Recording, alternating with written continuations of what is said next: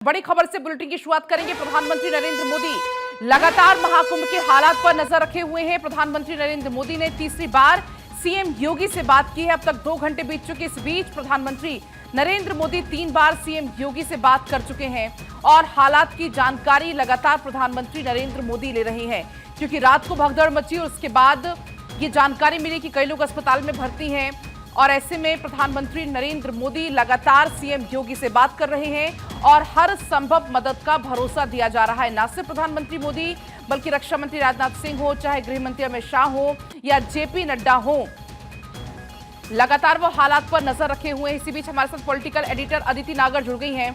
अदिति, जो स्थिति महाकुंभ की हमने देखी, भगदड़ वहां पर मची, लेकिन इस बीच केंद्र लगातार सीएम योगी के साथ है। पीएम मोदी इस बीच 3 बार उनसे बातचीत कर चुके हैं और एक हर संभव मदद का भरोसा सीएम योगी को दे रहे हैं। तमाम तरीके की तैयारियां हैं और वहां के तट पर भी एनएसजी ने टेक ओवर कर लिया है। प्रधानमंत्री नरेंद्र मोदी अब तक 3 बार योगी आदित्यनाथ से बात कर चुके हैं।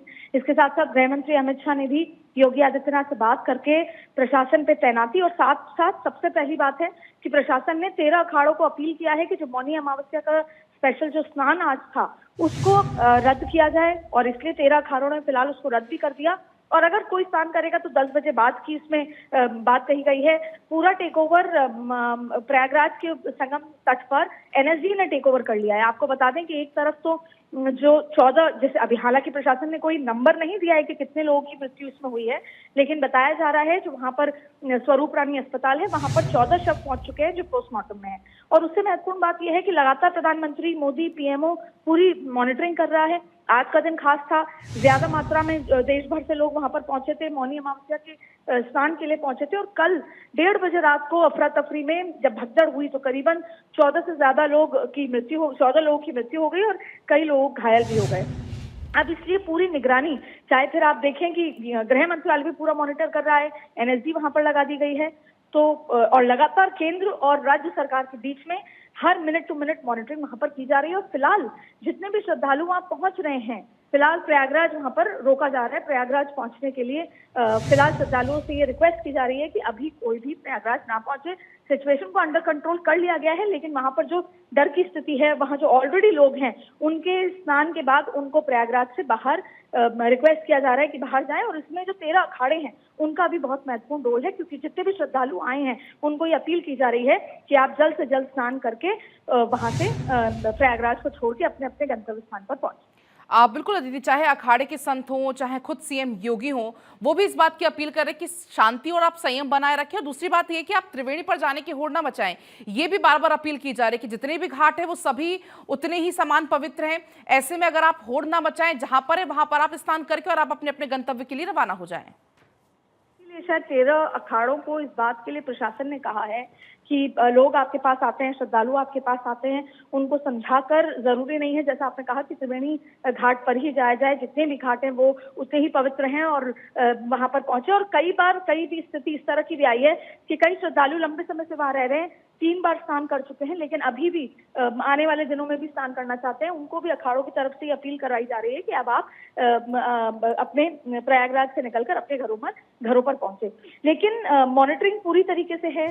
3 बार खुद प्रधानमंत्री ने बात की है, गृह मंत्री अमित शाह ने बात की है और जब एनएसजी ने टेक ओवर कर लिया है वहां पर पूरी तरीके से निगरानी में है, तो जाहिर तौर पे अब ये देखा जा रहा है। कल रात 1:30 बजे जिस तरीके से अफरा तफरी हुई, भगदड़ मची और उसके बाद की स्थिति को पूरी तरह कंट्रोल किया जा रहा है। और आज का दिन इसलिए खास हो जाता है कि आज जो स्पेशल स्नान है, मौनी अमावस्या है, आज के दिन करोड़ों श्रद्धालु फिर वहां पहुंचे हैं। आपने रेलवे स्टेशन, बस स्टेशन की भी स्थिति देखी, लोग किलोमीटर पैदल चल रहे हैं, बाहर सड़कों पर रह रहे हैं। उन सभी के लिए प्रशासन अब इस तरह के इंतजाम कर रहा है कि अगर उनको अलग अलग तट पर स्नान करा के अपने अपने घरों पर भेज रहा है। जाहिर तौर पे पूरे देश की, पूरे विश्व की नजर अभी यहाँ पर है और ऐसे में इस समय फिलहाल यही देखा जा रहा है कि कैसे प्रशासन इस पूरी स्थिति को कंट्रोल में करके सामान्य स्थिति करे, क्योंकि अभी भी 26 फरवरी तक ये पूरा कार्यक्रम रहने वाला है।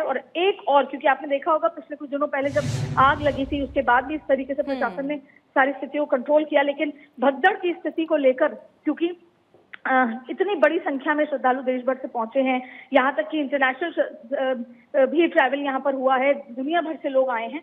तो ऐसे में प्रशासन तैनाती पर है। एनएसजी ने संगम तट पर अपना पूरा कंट्रोल कर लिया है, गृह मंत्रालय की पूरी मॉनिटरिंग है और वहीं पीएमओ लगातार प्रशासन से संपर्क बनाए हुए हैं।